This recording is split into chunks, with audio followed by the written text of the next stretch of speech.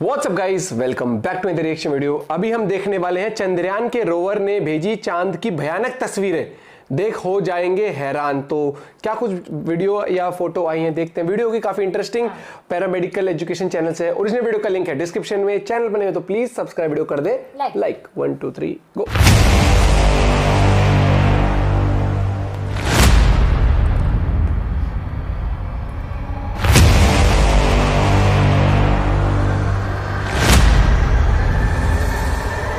Camera बहुत अच्छे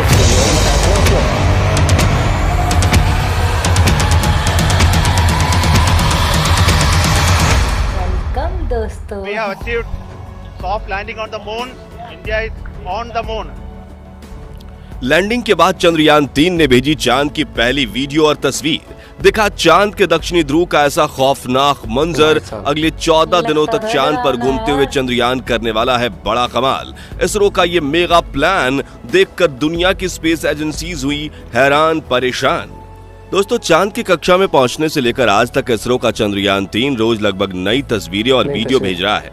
और क्या आप जानते हैं कि रूस का लूना 25 जिस दिन क्रैश कर गया, उस दिन भी इसने चांद की 4 दुर्लभ तस्वीरें साझा की थी, जिसमें चंद्रमा का वो फार साइड दिख रहा था जिसे धरती पर बैठकर किसी भी टेलीस्कोप से नहीं देखा जा सकता। लेकिन इस वक्त की सबसे बड़ी खबर यह है कि चंद्रयान 3 चंद्रमा की सतह पर सफलतापूर्वक लैंड कर चुका है, जिसके तुरंत बाद इसने अपने अंदर लगे एडवांस हाई क्वालिटी कैमराज की मदद से चांद के दक्षिणी ध्रुव की पहली झलक कैप्चर कर ली है।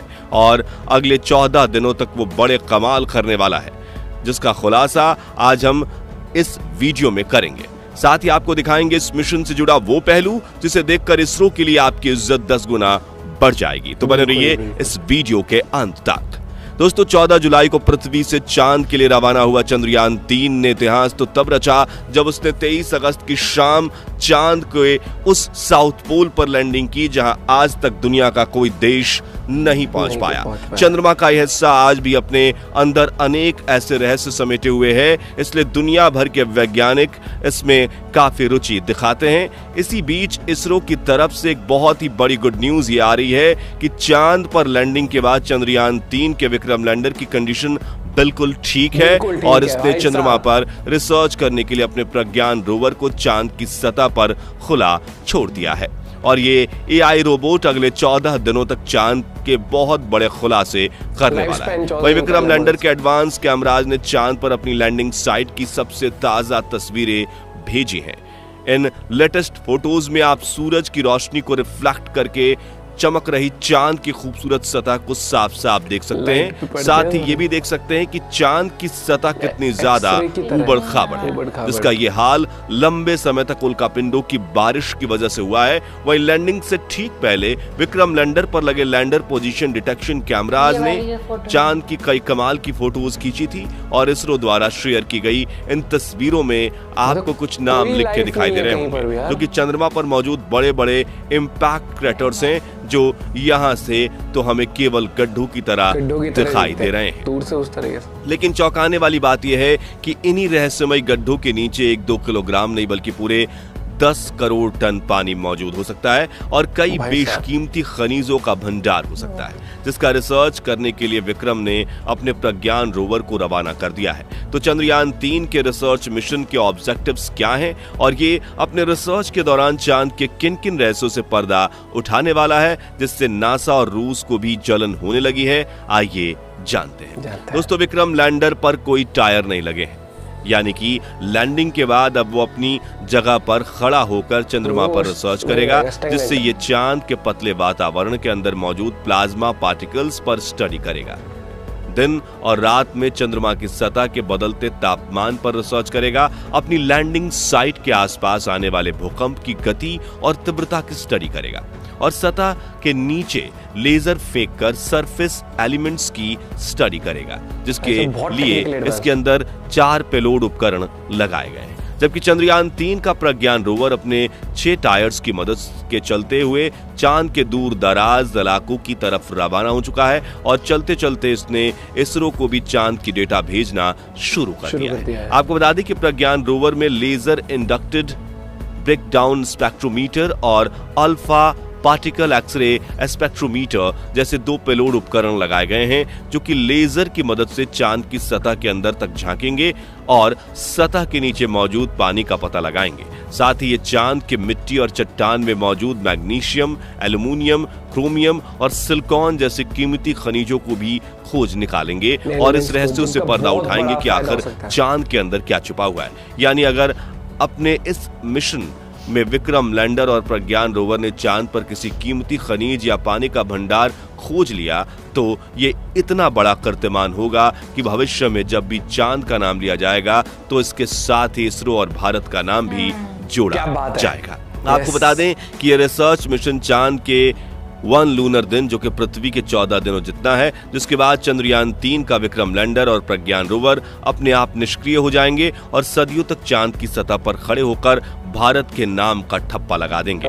ऐसा इसलिए क्योंकि इसरो ने इन्हें वापस लाने का कोई प्लान नहीं बनाया है, वहीं इन्हें सिर्फ दिन के वक्त ही काम करने के लिए डिजाइन किया गया है। यानी 14 दिन के बाद जब विक्रम लैंडर की लैंडिंग साइट पर अगले 14 दिन के लिए रात होगी, तब इसके सोलर पैनल चार्ज नहीं हो पाएंगे और धीरे धीरे इसके सभी उपकरण बंद हो जाएंगे। हालांकि यहाँ गौर करने वाली बात यह है कि इसरो के इस मिशन का सबसे महत्वपूर्ण लक्ष्य चांद की सतह पर सॉफ्ट लैंडिंग करना था, मगर यह सवाल आता है कि चांद पर लैंडिंग करना इतना मुश्किल क्यों है? क्यों 23 अगस्त का दिन इसरो के इतिहास का सबसे ऐतिहासिक दिन बन चुका है? और क्यों इसरो की इस उपलब्धि से ब्रिटेन, चीन और रूस जलकर राख हो चुके हैं? दरअसल दोस्तों, चांद के दक्षिणी ध्रुव पर उतरना आसमान से तारे तोड़ने के समान है, क्योंकि चंद्रमा के दक्षिणी ध्रुव पर सूरज की रोशनी उतनी नहीं पहुंच पाती जितनी चांद के दूसरे हिस्सों पर पहुंचती है।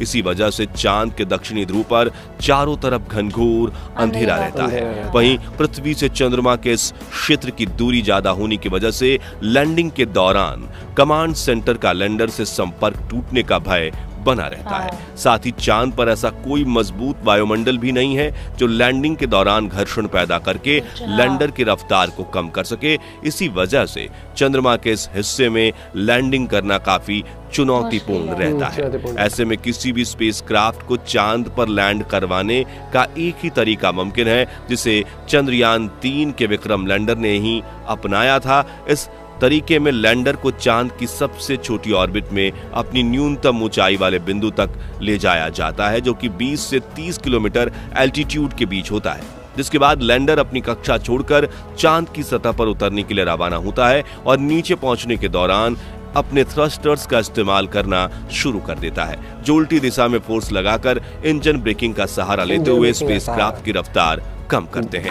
रफ्तार को कम करने के बाद लैंडर के सामने जो अगली चुनौती आती है वो होती है चांद की धूल। दरअसल चांद की सतह की मिट्टी काफी ज्यादा पतली है, इसलिए जब लैंडर चांद की सतह के बिल्कुल पास पहुंचता है तो थ्रस्टर से निकलने वाली हवा की वजह से चांद के सतह पर मानो जैसे आंधी आ जाती है, जिसके चलते चंद्रमा के धरातल पर धूल उड़ने लगती है और लैंडर के कैमरा लेंस पर धूल जमा होने का खतरा बढ़ जाता है। वहीं अगर इस धूल की वजह से लैंडर के कैमरा ने ठीक से काम नहीं किया तो वो लैंडर के आर्टिफिशियल इंटेलिजेंस सिस्टम को सही से डेटा नहीं भेज पाता और गलत डेटा के साथ अगर लैंडर गलत निर्णय ले लेता है, जिससे वो चांद की सतह पर सेफ लैंडिंग करने के बजाय एकाएक क्रैश लैंड कर जाता है, जिससे पूरे मिशन पर पानी फिर जाता है। इसी वजह से चांद पर लैंडिंग का सक्सेस रेट सिर्फ 27% है।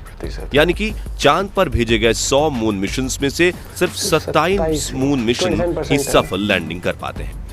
इसी बात से आप ये अंदाजा लगा सकते हैं कि आखिर चंद्रमा पर लैंडिंग करना कितना मुश्किल है और इसरो के चंद्रयान 3 ने कितना बड़ा कमाल कर दिखाया है। और इस मिशन से इसरो ने वो कर दिखाया जो नासा और रूस जैसे बड़े देश भी नहीं कर पाए। जी हाँ, नासा ने आज तक चांद की दक्षिणी ध्रुव पर कोई मून लैंडिंग मिशन नहीं किया, जबकि रूस तो चंद्रयान 3 से आगे निकलने की हड़बड़ी में एक हफ्ते पहले ही अपने लूना 25 मिशन में बुरी तरह से फेल हो चुका है। यानी भारत ने अमेरिका और रूस जैसे बड़े देशों को भी पछाड़ दिया है और पाकिस्तान तो अगले 100 सालों में भी स्पेस रिसर्च की फील्ड में भारत के आसपास तक नहीं पहुंच पाएगा। तो दोस्तों, क्या अगले 10 सालों में भारतीय स्पेस एजेंसी इसरो, नासा, चीन और रॉसकॉस्मॉस को पीछे छोड़ पाएगी या नहीं?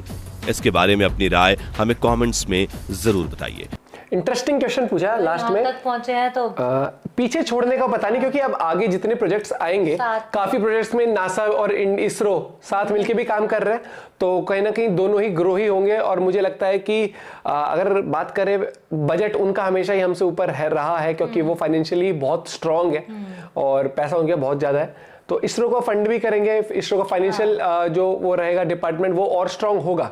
लेकिन फिर भी मुझे लगता है अभी टाइम है कि हम नासा को उस तरीके से, खोज भी इनमें पिछाड़ देंगे लेकिन फाइनेंशियली स्ट्रांग वाइज नहीं। अगर हम बात करें खोज में या इमिशंस वाइज, हम नासा को पीछे छोड़ सकते हैं। फाइनेंशियली उनका बजट काफी अच्छा रहता है वो, क्योंकि वो डॉलर में कमाते हैं, हर एक चीज फर्क पड़ता है।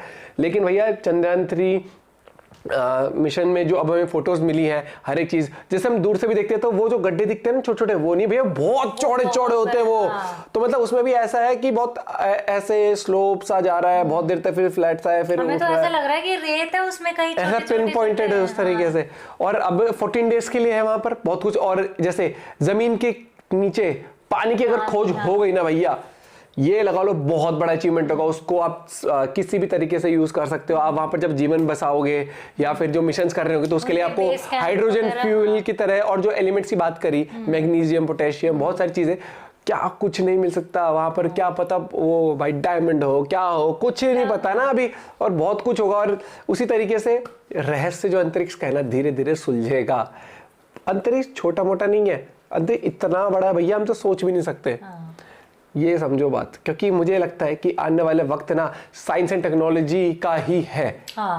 और आप देख सकते हो यार, हर एक चीज में, चाहे आप फूड डिलीवर करा रहे हो वहां भी टेक्नोलॉजी यूज होती है, चाहे आप फोन से वीडियो कॉल, वो भी टेक्नोलॉजी है, टीवी देखते हो वो भी टेक्नोलॉजी है, चलते फिरते हो, डॉक्टर से दवाई हो गई बात, तो दवाई भी टेक्नोलॉजी के थ्रू ही बनती है। मशीनें काम करती है, उस चीज के अंदर साइंस लगती है उसके पीछे की कौन सा कॉम्पोजिशन, कौन सी दवाई में क्या डालना है। तो ये साइंस एंड टेक्नोलॉजी है, ये ही आपकी लाइफ को लेके चलते हैं और ये बहुत मेजर पार्ट है। और जैसे जैसे लाइफस्टाइल चेंज हो रहा है तो इन चीज पे बहुत डिपेंडेंसी भी बढ़ रही है। तो जितना हम सक्सेस हासिल करें, जितना वाइड एक्सपेरिमेंट्स होंगे, उतना ही मानव हित के लिए कहीं ना कहीं बेनिफिट होगा आगे जाके भी। आपका क्या पॉइंट है दोस्तों, जरूर बताइएगा। और पाकिस्तान का फिर से रोस्ट कर दिया मैंने वीडियो के अंदर, तो आपका पॉइंट जरूर शेयर करिएगा। जय हिंद, जय Bharat, bye bye, take care.